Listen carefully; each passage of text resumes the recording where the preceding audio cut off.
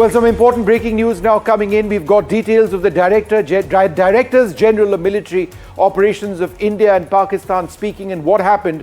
And what we now learn is that both sides have agreed to continue the truce, that's the ceasefire which exists. But the basic point that India has mentioned to Pakistan is that this has to be premised on not a single shot being fired by either side, and that there has to be a consideration of troop reduction. There has to be an effort to draw down soldiers who are in the front lines right now to reduce those tensions. There cannot be any inimical action against each other. The talks were held at about 5 p.m. And the issues, as I mentioned, were related to continuing the commitment that both sides must not fire a single shot. So those were a couple of the important points which have just come up. We've just got those details of those talks between the Directors General of Military Operations. I think I want to talk a little bit about the DGMO. It's headed by a Lieutenant General on our side. There's presumably a Lieutenant General on the Pakistani side. When India struck the terror camps in Pakistan, in Muridke, in Bahawalpur, and in other areas, we called up their Director General of Military Operations and said, look, we've done this, we don't want to escalate. We were rebuffed and our DGMO was told, no, expect a Pakistani retaliation. In a little more than 48 hours, that same Pakistani DGMO called up our DGMO and said, no, wait, perhaps we need to be talking about a ceasefire. And now, today, on the 12th, there is talk about how to take that forward. These are important steps, but perhaps steps because India was able to hit Pakistan hard on the ground, not just at terror camps, but also in military bases. Let's bring up a couple of key points in the map before we listen once again to what the Prime Minister had to say in what I feel is a key aspect of his foreign policy. These were the terror targets, first up, that India hit out at Bahawalpur, way west of the Punjab and Rajasthan frontier. It was a very deep strike. The Jaish-e-Mohammed headquarters, Muridke, the headquarters of the Lashkar-e-Toiba, several camps further north.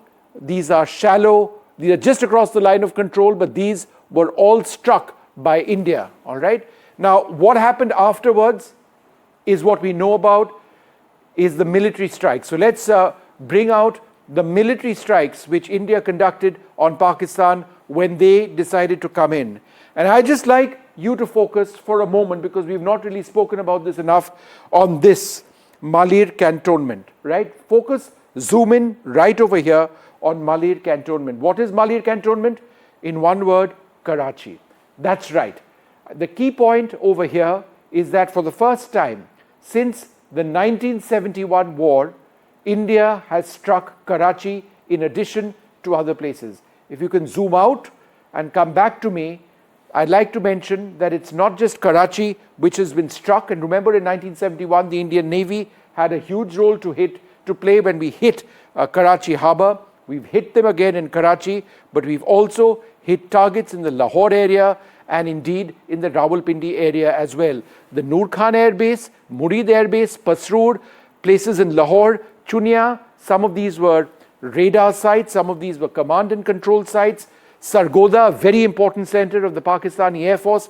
Rafiki, this is the heart of the Pakistan Air Force. And therefore, when India struck in the manner that we were able to do, the Pakistani Director General of Military Operations came right back to us and said that, look, perhaps we do need to start talking about a ceasefire. And hopefully, because we don't want a war that goes on, hopefully that results in a drawing down of forces and it results in a lasting ceasefire. But if there's terrorism again, the Prime Minister has made it clear that India will strike. There's one more image that we'd like to bring out over here, and this actually brings together all of it. The markings, the writing in white are all of the terror targets that we have struck. Muridke, all of those up there, some in Muzaffarabad, and the marking in yellow are all the military targets that India has been able to strike, including, as I mentioned, Karachi itself. Let's listen in to what the Prime Minister has had to say. Pakistan की तरफ से जब ये कहा गया कि उसकी ओर से आगे कोई आतंकी गतिविधि और सैन्य दुस्साहस नहीं दिखाया जाएगा। तो भारत ने भी उस पर विचार किया। और मैं फिर दोहरा रहा हूं, हमने पाकिस्तान के आतंकी और सैन्य ठिकानों पर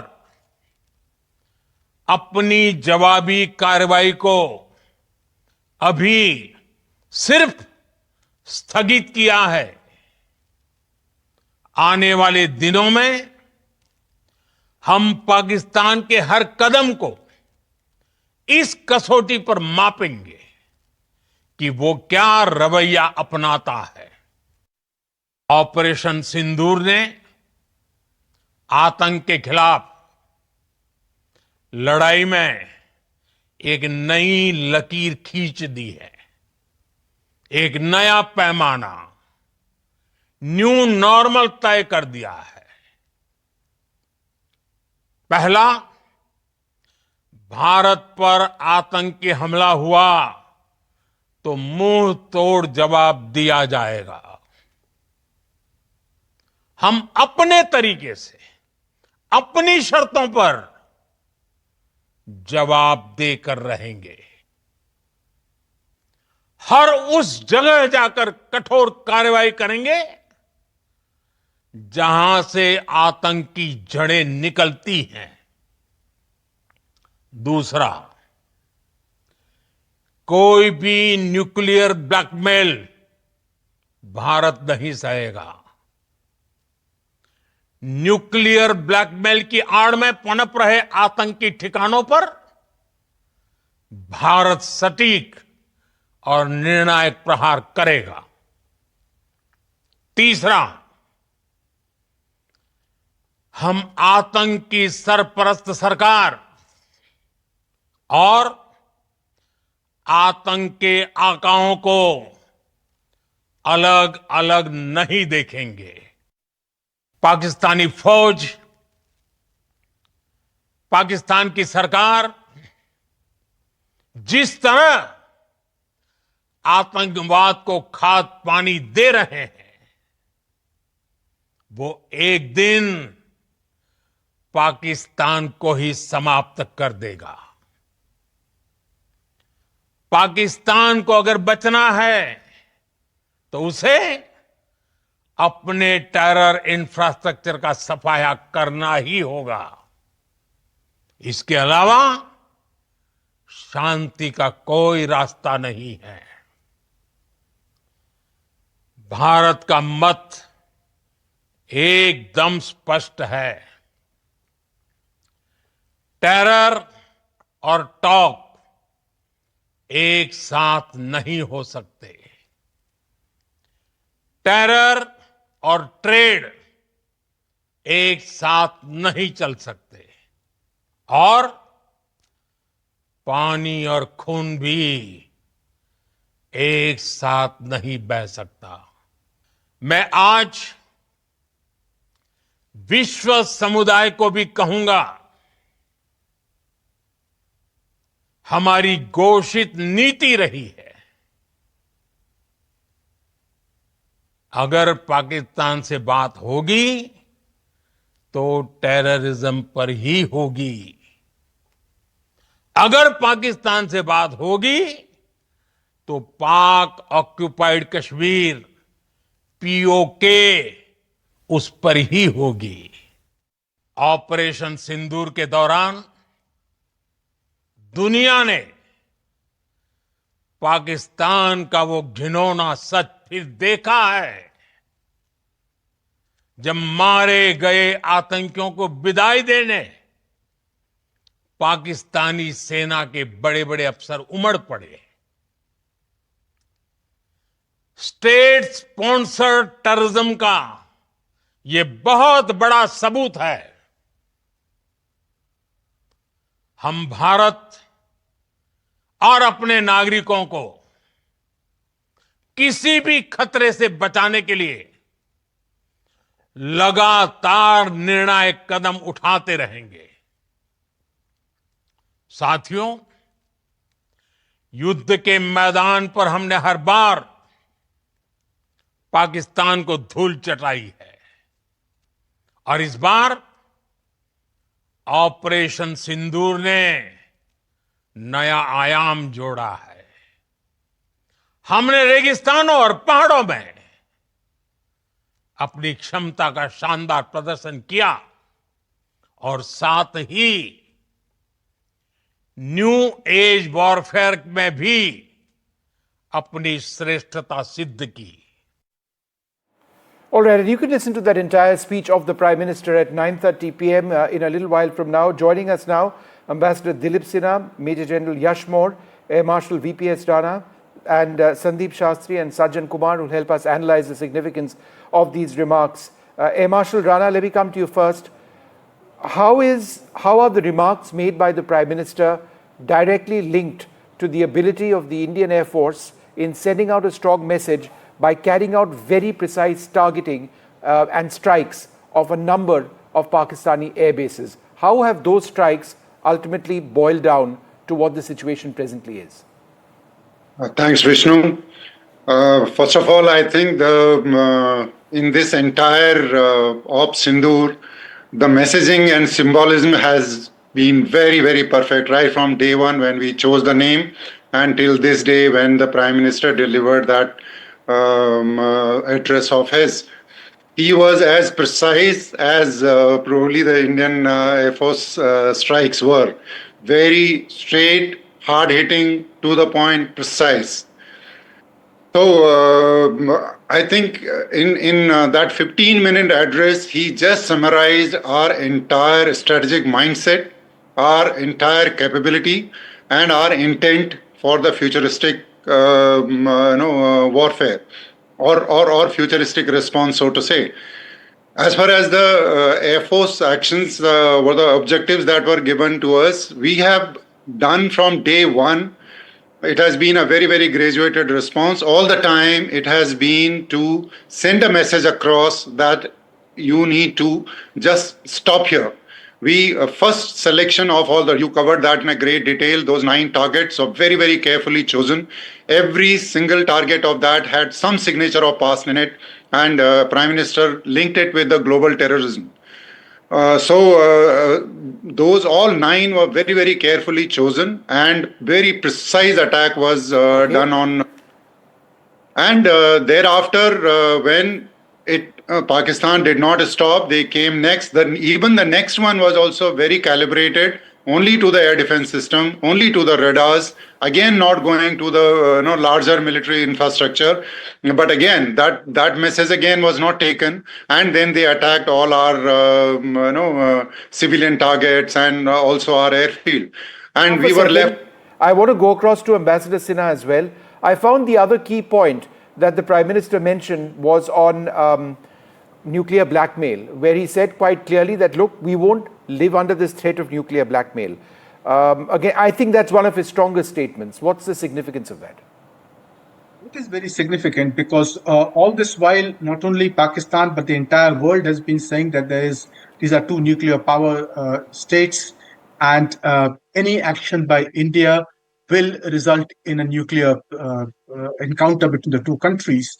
And that was one of the points that was mentioned for India to hold back on any kind of conventional retaliation against Pakistan. But this time, we have made it clear to Pakistan that it cannot hide behind this nuclear threat. Its nuclear threat bluff has been called, and that India will retaliate against Pakistan for any of its actions, be it in the field of terrorism or attacks by its forces on our defense establishments. And while we will not escalate the matter, but if Pakistan believes that it can hold out the nuclear threat, then that will not hold back India from acting against Pakistan. And Ambassador, I think the Indus Water Treaty, the remarks that water and blood cannot flow together, I mean, we aren't even thinking about conversations on the Indus Water Treaty at this stage. All that India and Pakistan might talk about is Pakistan occupied Kashmir and terrorism, and that's it. I mean, so he's decided that this is it. This is the relationship with Pakistan. Yes, that the Prime Minister has made very clear. because India has been very unhappy with Pakistan's attitude towards the Indus Waters Treaty and cooperation in this field for the last several years now. In fact, last year, India had proposed to Pakistan to discuss modifications in the treaty to bring it up to date with modern developments, but Pakistan has refused to do that. Right. So now that we have kept the treaty in abeyance, the Prime Minister has made it clear that there'll be no talks on the treaty itself now. Any talk will have to be on Pakistan's sponsorship of terrorism. Okay. General Yashmore, it just strikes me that, in terms of the attacks on Pakistani air bases, the satellite imagery is absolutely clear. There's no, unlike Balakot when there wasn't really satellite imagery from our side, this time there is. And it's just very specific targets which have been struck. We didn't escalate it beyond a certain point. I think the messaging at this level of retaliation was that, look what we could do. Had this escalated further, then we could have really saturated those air bases, because it's quite evident that they were unable to defend against our missiles, whether it's the BrahMos, the Scalp, the Hammer, or whatever else that it is that we used. Would you agree? Yeah, Vishnu, I think in this entire way, the way we launched Operation Sindoor, the initial briefing where we got the two officers along with the foreign secretary, and then last 2 days, the way our DGMOs, the Army DGMO, Air and Naval Rep, along with them, I think it was brilliant. There's no zingoism, there's no rhetoric. The professional and the brilliant manner in which this entire operation has been planned and executed, the tri-service synergy was visible, the synergy at the national level was visible, and it appeared that, finally, the entire system of the CCS and working downwards towards various ministries was absolutely brilliant, very well done. And the way our officers conducted themselves was very good, very professional. Now, coming to the manner in which we chose the airfields, I think again a great messaging.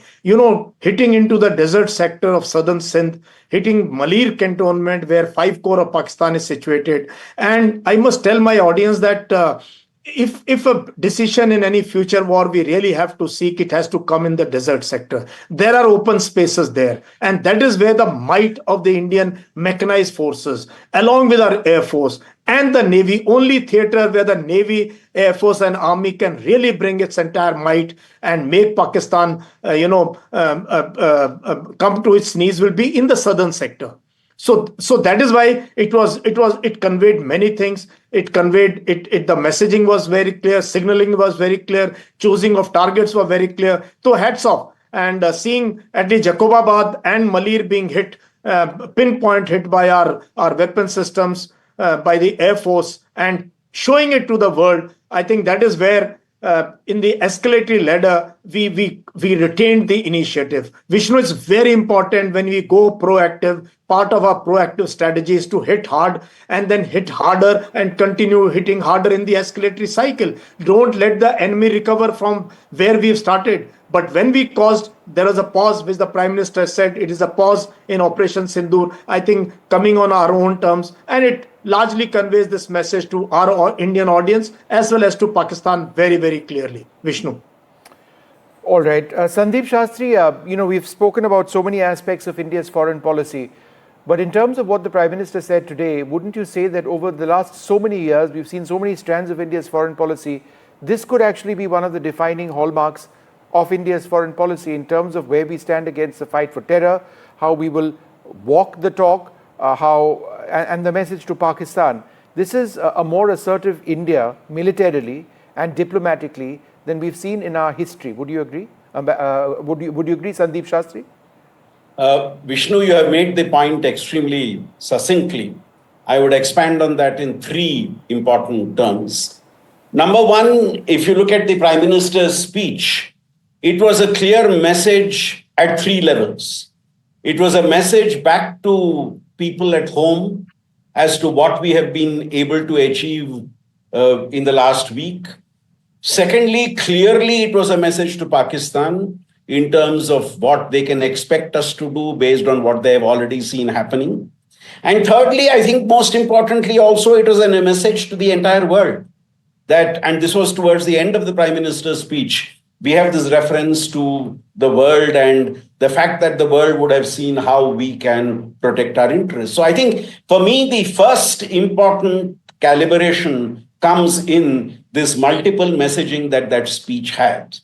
Secondly, I think, Vishnu, if you look at in terms of the new language of dialogue, the Prime Minister made very clear that we are setting the terms and not responding to what another nation would do, save if it is an action done by a terrorist group.